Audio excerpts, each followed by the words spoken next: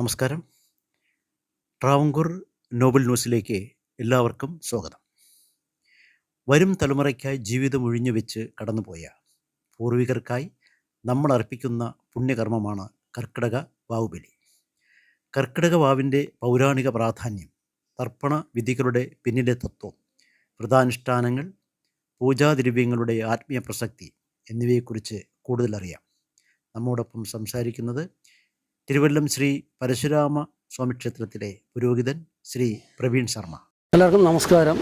ഞാൻ തിരുവല്ലം പരശുരാമ സ്വാമി ക്ഷേത്രത്തിൽ കഴിഞ്ഞ 22 വർഷമായിട്ട് പുരോഹിതനായിട്ട് ജോലി ചെയ്തു വരികയാണ്. എൻ്റെ പേര് പ്രവീൺ ശർമ്മ എന്നാണ്.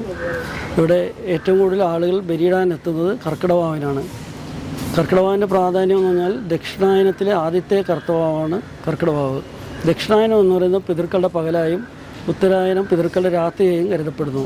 ദക്ഷിണായനം എന്ന് പറഞ്ഞത് കർക്കിടകം മുതലുള്ള 6 മാസം ദക്ഷിണായനമെന്നും മകരം മുതലുള്ള 6 മാസത്തെ ഉത്തരായനം എന്നും പറയുന്നു. ഈ ദക്ഷിണായനം പിതൃക്കളുടെ പകലും ഉത്തരായനം പിതൃക്കളുടെ രാത്രിയായിട്ട് സങ്കല്പിക്കുന്നു.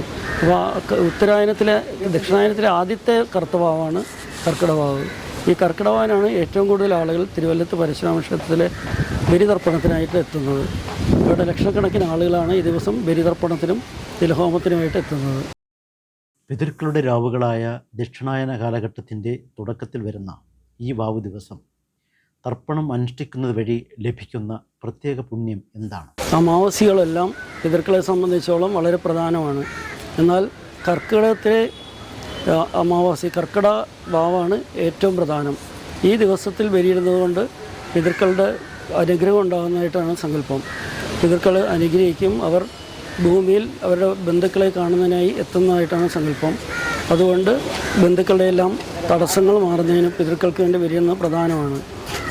പിതൃക്കളുടെ മോക്ഷം കിട്ടിയെങ്കിൽ മാത്രമേ നമുക്ക് തടസ്സങ്ങളും പ്രശ്നങ്ങൾ, അങ്ങോട്ടും ഇങ്ങോട്ടുള്ള വഴക്കുകൾ, പിന്നെ ഒരു കാരണമില്ലാതെ വഴക്കുകൾ ഉണ്ടാകുക, പിന്നെ കുട്ടികളുടെ പഠിത്തത്തിൽ തടസ്സം, വിവാഹ തടസ്സം, അങ്ങനെയുള്ള തടസ്സങ്ങളൊക്കെ മാറുന്നതിന് പിതൃക്കൾക്ക് വേണ്ടി ബലിയിടണം. അപ്പോൾ അവർക്ക് മോക്ഷം കിട്ടുമ്പോൾ നമ്മുടെ തടസ്സങ്ങളൊക്കെ മാറുന്നു. നമ്മുടെ ശരീരം, നമ്മുടെ ശീലങ്ങൾ, നമ്മുടെ സ്വഭാവ വിശേഷങ്ങളൊക്കെ നമ്മുടെ രക്തം എന്നിവയെല്ലാം നമുക്ക് പൂർവികരിൽ നിന്ന് കിട്ടിയതാണ്. അപ്പോൾ അവരെ തൃപ്തിപ്പെടുത്തുന്നതിന് വേണ്ടി നമുക്ക് കിട്ടിയ ഈ ശരീരം, ഈ ശീലങ്ങൾ, അതൊക്കെ അവർക്കൊരു കടമായിട്ട് നിൽക്കുന്നു. പിതൃകടം എന്നാണ് ഇതിനെ പറയുന്നത്. ഈ കടം വീട്ടുന്നതിന് വേണ്ടിയാണ് നമ്മൾ പിതൃക്കൾക്കായിട്ട് ബലിയിട്ട് അവർക്ക് മോക്ഷം വാങ്ങിക്കൊടുക്കുന്നത്. അങ്ങനെ മോക്ഷം വാങ്ങിക്കൊടുക്കുമ്പോഴേ നമ്മുടെ തടസ്സങ്ങളൊക്കെ മാറുകയുള്ളൂ. അപ്പോൾ അതിനുവേണ്ടിയാണ് ബലിയിടുന്നത്. കർക്കിടക വാവു ബലിയുമായി ബന്ധപ്പെട്ട പ്രധാന ഐതിഹ്യം എന്താണ്? ഈ ആചാരത്തിൻ്റെ പൗരാണിക പശ്ചാത്തലം വിശദീകരിക്കാമോ?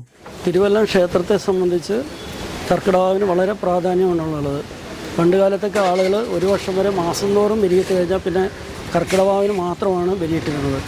ഇപ്പോൾ ഈ അടുത്ത കാലം മുതലാണ് അവർ മരിച്ച മലയാള മാസവും നക്ഷത്രം നോക്കി ആണ്ടുബലിയിടാൻ തുടങ്ങിയത്. കർക്കിടവാവൻ എന്ന് പറഞ്ഞാൽ തിരുവല്ലത്തിന് വളരെ പ്രത്യേകതകളുണ്ട്. ഒന്ന്, ശങ്കരാചാര്യ സ്വാമി അദ്ദേഹത്തിൻ്റെ അമ്മ മരണപ്പെട്ടപ്പോൾ തിരുവല്ലം ക്ഷേത്രത്തിൽ വന്ന് ബലിയിട്ടതായിട്ട് പറയപ്പെടുന്നു. ആ സമയത്ത് ബ്രാഹ്മണർ അദ്ദേഹത്തെ നദി കടന്നു എന്ന കാരണത്താൽ ഭ്രഷ്ട് കൽപ്പിക്കപ്പെട്ടു. അപ്പോൾ അദ്ദേഹം പല സ്ഥലങ്ങളിലും ചെന്നപ്പോൾ ബ്രാഹ്മണർ ആരുടെയും സഹകരണം ഉണ്ടായില്ല. അപ്പോൾ അദ്ദേഹം ഇവിടെ വന്ന് തിരുവല്ലത്ത് വന്നിട്ട് ബലിയിട്ടപ്പോൾ 3 ബ്രാഹ്മണർ അദ്ദേഹത്തെ സഹായിച്ചതായിട്ടാണ് പറയപ്പെടുന്നത്. ഒന്ന്, ബ്രാഹ്മണർ ബലിയിടുമ്പോൾ 3 പുരോഹിതന്മാരുടെ ആവശ്യമുണ്ട്. ഒന്ന്, പിണ്ടം സ്വീകരിക്കാൻ വേണ്ടി ഒരാൾ ഗുരുവായിട്ട് വേണം, ഒരാൾ ആചാര്യനായിട്ട് വേണം. അങ്ങനെ 3 പേര് സഹായിച്ചതായിട്ടാണ് പറയപ്പെടുന്നത്. ഈ 3 പേര് ബലിയിട്ടതിന് ശേഷം ഇദ്ദേഹത്തിന് മനസ്സിലായി, ഇത് ശങ്കരാചാര്യ സ്വാമിക്ക് മനസ്സിലായി, ഇത് ബ്രഹ്മാവിഷ്ണു മഹേശ്വരന്മാരാണെന്ന് മനസ്സിലാവുകയും അദ്ദേഹം ഇവിടുത്തെ തന്നെ മണ്ണെടുത്ത് പരശുരാമ സ്വാമിയുടെ വിഗ്രഹം പ്രതിഷ്ഠിക്കുകയും ചെയ്തു. അതുകൂടാതെ മറ്റൊരു പ്രാധാന്യം എന്ന് പറഞ്ഞാൽ പരശുരാമ സ്വാമിയും അദ്ദേഹത്തിൻ്റെ അമ്മ മരിച്ച സമയത്ത് ബ്രാഹ്മണർക്ക് ഭൂമി ദാനം കൊടുക്കുകയും തിരുവല്ലം പരശുരാമ സ്വാമി ക്ഷേത്രത്തിൽ വന്ന് ബലിയിടുകയും ചെയ്തതായിട്ട് പറയപ്പെടുന്നു. നദീതീരങ്ങളിലും സമുദ്രതീരങ്ങളിലും വെച്ച് ബലിതർപ്പണം നടത്തുന്നതിന് പിന്നിലെ ആചാരപരവും ശാസ്ത്രീയവുമായ കാരണങ്ങൾ എന്തൊക്കെയാണ്? സാധാരണ നമ്മൾ നദിയുടെ കരയിൽ, കടൽ തീരത്ത്, അങ്ങനെയുള്ള സ്ഥലങ്ങളിലാണ് കൂടുതൽ ബലിയിടാറ്.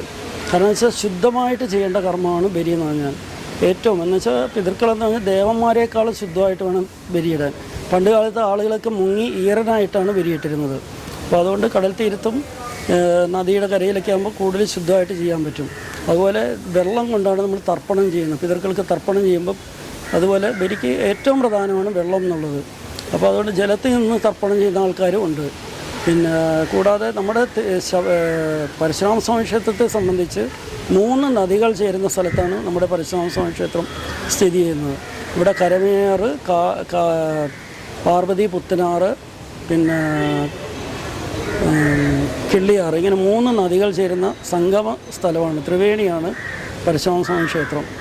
അതുകൂടാതെ ശങ്കരാചാര്യസ്വാമി ഇവിടെ ബലിയിട്ട സമയത്ത് മഹാവിഷ്ണുവിനെ മത്സ്യമൂർത്തിയുടെ രൂപത്തിൽ വന്ന് പിണ്ഡം സ്വീകരിച്ചതായിട്ടാണ് സങ്കല്പം. വാവുബലി അർപ്പിക്കുന്ന ഒരാൾ മുൻകൂട്ടിയും കർമ്മദിവസവും പാലിക്കേണ്ട പ്രധാന വ്രതശുദ്ധിയും ചിട്ടകളും എന്തൊക്കെയാണ്? സാധാരണ നമ്മൾ ബലികർമ്മങ്ങൾക്ക് ഏത് ബലിയായാലും വ്രതമെടുത്ത് വേണം ബലിയിടാൻ.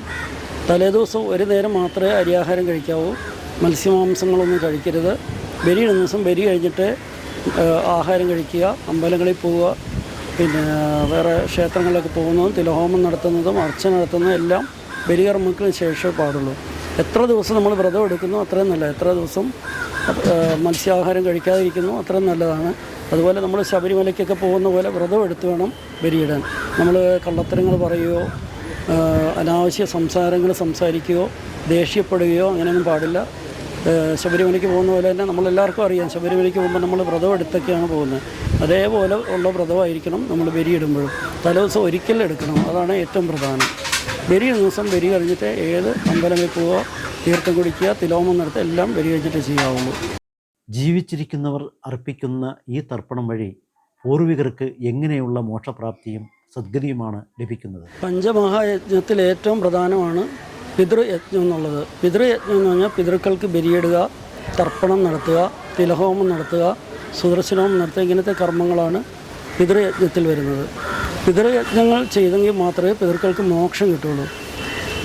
നമ്മുടെ ശരീരം ഇതൊക്കെ നമുക്ക് പിതൃക്കളിൽ നിന്ന് കിട്ടിയാണെന്ന് ഞാൻ നേരത്തെ സൂചിപ്പിച്ചിരുന്നു. അതേപോലെ അവരുടെ ആ കടം വീട്ടുന്നതിന് വേണ്ടിയാണ് നമ്മൾ ബലിയിടുന്നത്. നമ്മൾ ബലിയിട്ടെങ്കിൽ മാത്രമേ അവർക്ക് മോക്ഷം കിട്ടുള്ളൂ. മോക്ഷം കിട്ടിയില്ലെങ്കിൽ അവരിവിടെ ഭൂമിയിൽ അലഞ്ഞു തിരിഞ്ഞ് നടക്കുകയും നമുക്ക് തടസ്സങ്ങൾ സൃഷ്ടിക്കുകയും ചെയ്യും. അതുകൊണ്ട് ബലിയിടുക എന്നുള്ളത് ഏറ്റവും പ്രധാനമാണ്. പിന്നെ ദുർമരണങ്ങളൊക്കെ ഉണ്ടെങ്കിൽ നാരായണ ബലി നടത്താറുണ്ട്. ചിലപ്പോൾ സായുജ്യ പൂജ ചെയ്ത് സുദർശനവും നടത്തി സമർപ്പിക്കാറുണ്ട്. ഇങ്ങനെ പിതൃക്കൾക്ക് ചെയ്തെങ്കിലേ തടസ്സങ്ങളൊക്കെ മാറുകയും വീട്ടിൽ സുഖവും സന്തോഷമൊക്കെ ഉണ്ടാവുകയുള്ളൂ. തർപ്പണത്തിന് ഉപയോഗിക്കുന്ന ദർഭ അല്ലെങ്കിൽ പവിത്രം, എള്ള്, ഹവിസ്, തീർത്ഥം എന്നിവയ്ക്ക് പിന്നിലെ ആത്മീയ സങ്കല്പം എന്താണ്? ബലികർമ്മത്തിൽ ഏറ്റവും പ്രധാനമുള്ളത് ദർഭ അല്ലെങ്കിൽ കുശപ്പുല്ലെന്ന് പറയും. അതിനാണ് ഏറ്റവും പ്രാധാന്യം. ദർഭയുടെ പ്രത്യേകത എന്ന് വെച്ചാൽ അതിൻ്റെ അഗ്രം, നടുക്ക്, അതുപോലെ കട, ഈ 3 ഭാഗത്ത് ബ്രഹ്മാവിഷ്ണു ശിവൻ സ്ഥിതി എന്നാണ് പറയുന്നത്, ബ്രഹ്മാവിഷ്ണു മഹേശ്വരന്മാർ. അതുകൊണ്ട് എനിക്ക് ഏറ്റവും പ്രധാനമുള്ളൊരു സാധനമാണ് ദർഭപ്പുല്ല്. അത് ദർഭ എന്ന് പറയുന്നത് നമ്മുടെ നെഗറ്റീവ് എനർജിയെ ദൂരീകരിക്കുകയും നമ്മളെ ശുദ്ധമാക്കുകയും ചെയ്യുന്നതായിട്ടാണ് സങ്കല്പം. ഒരാൾ മരിച്ചാൽ നമ്മളെ കൊണ്ട് കിടത്തുന്നത് പോലും എള്ള്, ദർഭ, തുളസിയൊക്കെ നിരത്തിയ സ്ഥലത്താണ് അവരെ കിടത്തുന്നത് പോലും.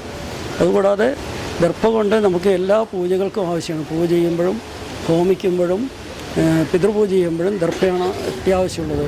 അതുപോലെ പവിത്രം ധരിച്ചെങ്കിൽ മാത്രമേ ഒരു ബലി പൂർണ്ണമാവുള്ളൂ. ആ പവിത്രം ഉണ്ടാക്കുന്നത് പോലും 2 അഗ്രമുള്ള ദർഭ വെച്ചിട്ടാണ് പവിത്രം ഉണ്ടാക്കുന്നത്. ആ പവിത്രം ധരിച്ചാൽ മാത്രമേ നമുക്ക് ബലിക്ക് അർഹതയുണ്ടാവുള്ളൂ എന്നാണ് പറയാറ്. നമ്മുടെ മോതിര വിരലിനൊരു ശാപമുണ്ട്, ഈ വിരൽ കൊണ്ട് ചെയ്യുന്ന ചടങ്ങൊന്നും പുണ്യമാകില്ല എന്ന്, ശരിയാകില്ല എന്നുള്ളൊരു ശാപമുണ്ട്. ആ ശാപം മാറുന്നതിനാണ് നമ്മൾ പവിത്രം ധരിക്കുന്നത്. പിന്നെ നമ്മൾ ദ്രവ്യശുദ്ധിക്കും ദേവശുദ്ധിക്കൊക്കെ ദർഭ ഉപയോഗിക്കാറുണ്ട്. ഗ്രഹണ സമയത്ത് നമ്മൾ ദേവന്മാരെയും ദ്രവ്യങ്ങളെയൊക്കെ നമ്മൾ ദർഭ കൊണ്ട് മൂടാറുണ്ട്. അത് അശുദ്ധി വരാതിരിക്കുന്നതിന് വേണ്ടിയാണ്. ദർഭ പോലെ തന്നെ വളരെ പ്രധാനപ്പെട്ടാണ് എള്ള്. എന്നുവെച്ചാൽ പിതൃകർമ്മങ്ങൾക്കാണ് നമ്മൾ ഏറ്റവും കൂടുതൽ എള്ള് ഉപയോഗിക്കുന്നത്. തിലഹോമം നടത്തുമ്പോൾ, ബലി ചെയ്യുമ്പോൾ, പിന്നെ സായുജ്യ പൂജകൾ ചെയ്യുമ്പോഴും, നമ്മൾ തർപ്പണം ചെയ്യുമ്പോഴും നമുക്ക് എള്ള് വളരെ ആവശ്യമാണ്. കറുത്ത എള്ളാണ് ഇതിന് ഉപയോഗിക്കുന്നത്. എള്ളിൻ്റെ പ്രത്യേകത എന്ന് വെച്ചാൽ നമ്മൾ മനസ്സാ വാച കർമ്മണ ചെയ്ത ദോഷങ്ങളും തെറ്റുകളൊക്കെ മാറുന്നതിന് എള്ള് ഉപയോഗിക്കുന്നത് നല്ലതാണ്. നമ്മളിപ്പോൾ ശരിദോഷം മാറുന്നതിന് വേണ്ടി നീരാഞ്ജനം കത്തിക്കാറുണ്ട്, അത് എള്ള് ഉപയോഗിച്ചാണ്. അതുപോലെ ക്ഷേത്രങ്ങളിൽ എള്ളെണ്ണ ഉപയോഗിച്ച് കത്തിക്കുന്നതാണ് ഏറ്റവും പ്രധാനം. അതുപോലെ എള്ള് ദാനം കൊടുക്കാറുണ്ട്. നമ്മുടെ ദോഷങ്ങൾ, കരിനാൾ ദോഷങ്ങൾ, പിണ്ടനൂൽ ദോഷങ്ങൾ, ഇങ്ങനെയുള്ള ദോഷങ്ങൾക്കായിട്ട് നമ്മൾ എള്ള് ദാനം കൊടുക്കാറുണ്ട്. പണ്ട് ഹിന്ദിയിൽ തന്നെ ഒരു സിനിമയുണ്ട്, തിലദാൻ എന്ന് പറഞ്ഞൊരു സിനിമയുണ്ട്. ആ സിനിമയിൽ തന്നെ ഈ ദാനമായിട്ട് ബന്ധപ്പെട്ടൊരു സിനിമയാണ്, എള്ള് ദാനം കൊടുക്കുന്നതായിട്ട് ബന്ധപ്പെട്ട്. പക്ഷേ ഇതിൻ്റെ പ്രത്യേകത എന്ന് വെച്ചാൽ ദാനം കൊടുക്കുന്നവരുടെ ദോഷം മാറും, അത് സന്തോഷത്തോടെ വാങ്ങുന്നവർക്ക് ആ ദോഷം വരുമെന്നാണ് സങ്കല്പം. ബലികർമാദികൾക്ക് നമ്മൾ അരി ഉപയോഗിക്കുക. അതിന് കവ്യം എന്നാണ് പറയുന്നത്. ഈ കവ്യം ചേർത്ത് നമ്മൾ പിതൃക്കൾക്ക് പിണ്ടം ഉണ്ടാക്കുകയും അവരെ ഊട്ടി സന്തോഷിപ്പിക്കുകയും ചെയ്യാറുണ്ട്. ഇതുപോലെ തന്നെ നമ്മൾ പിതൃക്കളെ കുടുംബ പിതൃക്കളെ പിതൃക്കളോട് യോജിപ്പിക്കുന്നതിന് വേണ്ടി പിണ്ടം ഉരുട്ടുന്നു. ആ പിതൃക്കളെ നമ്മൾ വിഷ്ണു ഭഗവാനിലേക്ക് ചേർക്കുന്നതിനായും ഈ പിണ്ടം ഉപയോഗിച്ച് നമ്മളിങ്ങനെ ചേർക്കാറുണ്ട് ബലിയിടുന്ന സമയത്ത്. ഹവിസ് എന്ന് പറയുന്നത് നമ്മൾ ബലിക്ക് ഉപയോഗിക്കുന്ന, ബലിക്കല്ല ഹോമങ്ങൾക്കായിട്ട് ഹോമിക്കാൻ വേണ്ടി ഉപയോഗിക്കുന്ന നിവേദ്യമാണ് ഹവിസ് എന്ന് പറയുന്നത്. ഹവിസ് എന്ന് പറഞ്ഞാൽ അരി, എള്ള്, നെയ്യ് ഇത് ചേർത്താണ് ഹവിസ് ഉണ്ടാക്കുന്നത്. ഹവിസ് നമ്മൾ ഏറ്റവും ശുദ്ധമായിട്ടുള്ള കാര്യങ്ങളാണ് ഹവിസ് എന്ന് പറയുന്നത്. നെയ്യും ഇതെല്ലാം ശുദ്ധമായിട്ടുള്ള ഇതാണ്. നമ്മൾ പിതൃക്കൾക്ക് വേണ്ടി നൽകുമ്പോൾ ഏറ്റവും ശുദ്ധമായിട്ടുള്ളത് നൽകണമെന്നുള്ളതാണ്. അവരതിൽ നിന്ന് ഊർജം സ്വീകരിക്കുന്നതായിട്ടാണ് പറയപ്പെടുന്നത്. തിരക്ക് പിടിച്ച ആധുനിക ജീവിതത്തിനിടയിലും ഇന്നത്തെ യുവതലമുറ കർക്കിടക വാവുബലി കർമ്മങ്ങളിലേക്ക് വലിയ തോതിൽ എത്തുന്നതിനെ അങ്ങ് എങ്ങനെ നോക്കി? ഇപ്പോൾ യുവജനങ്ങളും വളരെയധികം ബലിതർപ്പണത്തിനായി എത്തുന്നുണ്ട്. പണ്ട് കാലത്തൊക്കെ ആയിരക്കണക്കിന് ആളുകൾ വന്ന സമയത്ത് ഇപ്പോൾ 1,00,000-ഓളം പേരോളം കർക്കിടവാവിനെ തന്നെ ബലിയിടുന്നുണ്ട്. ഇതിൽ വളരെയധികം ചെറുപ്പക്കാർ തന്നെയാണ് കൂടുതലായിട്ട് വരുന്നത്. അവർ TV കാണലും അങ്ങനെയെല്ലാം ഉപേക്ഷിച്ചിട്ട് ഇതിൽ വരുന്നതിൽ വളരെ സന്തോഷമുണ്ട്. പിതൃക്കൾക്ക് മോക്ഷം ലഭിച്ചാൽ ബലിയിടാനും പാടില്ല എന്ന് ചിലർ പറയാറുണ്ടല്ലോ. അതിനെക്കുറിച്ച് അങ്ങേക്ക് എന്താണ് പറയാൻ? എല്ലാവരും ചോദിക്കുന്ന വേറൊരു സംശയമുണ്ട്. പിതൃക്കൾക്ക് ഇങ്ങനെ മോക്ഷം കിട്ടിക്കഴിഞ്ഞാൽ പിന്നെ ഇങ്ങനെ ബലിയിടേണ്ട ആവശ്യമുണ്ടോ എന്നുള്ളൊരു ചോദ്യം വരാറുണ്ട്. നമുക്ക് പിതൃക്കൾക്ക് മോക്ഷം കിട്ടിക്കഴിഞ്ഞാലും നമ്മൾ ബലിയിടുന്നതിലൂടെ അവർക്ക് പുനർജന്മം കിട്ടുമ്പോൾ അവരുടെ മനസ്സിലുള്ള ആഗ്രഹങ്ങൾ അവരറിയാതെ തന്നെ നടക്കുമെന്നാണ് പറയുന്നത്. അവരെന്താ ആഗ്രഹിക്കുന്നു അത് അവരറിയാതെ തന്നെ കിട്ടുന്നതായിട്ടാണ് സങ്കല്പം. കർക്കിടക വാവ് ദിവസത്തിൽ ക്ഷേത്രങ്ങളിലും ബലിക്കടവുകളിലും എത്തുന്ന ലക്ഷക്കണക്കിന് ഭക്തർക്കായി അങ്ങയ്ക്ക് നൽകാനുള്ള പ്രധാന സന്ദേശം എന്താണ്? നമ്മുടെ പിതൃക്കളെ എന്ന് വെച്ചാൽ ധനഞ്ജയനെ തൃപ്തിപ്പെടുത്തുന്നതിന് വേണ്ടിയാണ് നമ്മൾ ബലികർമ്മങ്ങൾ ചെയ്യുന്നത്. ഉപപ്രാണനായ ധനഞ്ജയൻ എന്ന് പറയുന്നത് മുൻകാല പ്രവൃത്തികൾ, മുൻകാല കർമ്മങ്ങളെ ആശ്രയിച്ച് ഭൂമിയിൽ തന്നെ നിലനിൽക്കുന്നു. ഈ പ്രാണനെ തൃപ്തിപ്പെടുത്തുന്നതിനാണ് നമ്മൾ ബലിയിടുന്നത്. അപ്പോൾ ബലിയിടുമ്പോൾ ഏറ്റവും ഉചിതമായ ദിവസം എന്ന് പറയുന്നത് ആണ്ടുബലിയും കർക്കിടക ബലിയുമാണ്. അപ്പോൾ എനിക്ക് ജനങ്ങളോട് പറയാനുള്ളത്, നമ്മുടെ ശരീരം, നമ്മുടെ ഗുണശീലങ്ങൾ, നമ്മുടെ രക്തം എന്നിവയെല്ലാം നമുക്ക് നമ്മുടെ പൂർവികരിൽ നിന്ന് കിട്ടുന്നു.